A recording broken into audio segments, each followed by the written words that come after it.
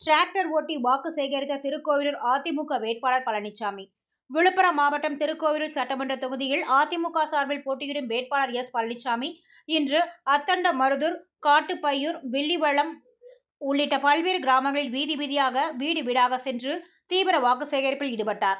இந்த நிகழ்வின் ஒரு பகுதியாக வில்லிவளம் கிராமத்தில் வாக்கு சேகரிக்கும் போது டிராக்டரில் வந்த எஸ். பழனிசாமி விவசாயியான எனக்கு வாக்களிக்க வேண்டும் என்று கூறி நூதன முறையில் வாக்கு சேகரித்தார்.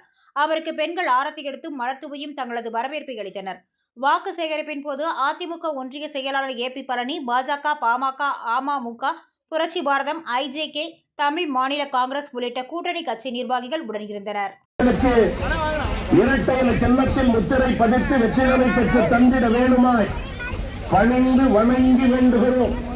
திருக்கோவிலூர் தொகுதி பிள்ளை எளியவர்களின் உள்ளத்தில் நன்மைப்பை பெற்றிருக்கக்கூடிய ஏழை பங்காளன் எஸ். பழனிசாமி அவர்களுக்கு இரட்டை இலை சின்னத்தில் முத்திரை பதித்து வெற்றிடனை பெற்று தாருங்கள் என மன்றாடுகிறோம். மன்றாடி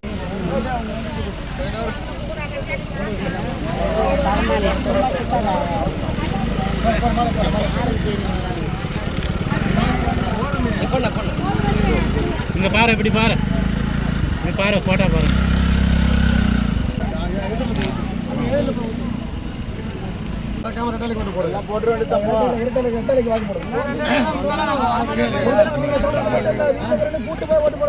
நீங்க மட்டும் போடக்கூடாது.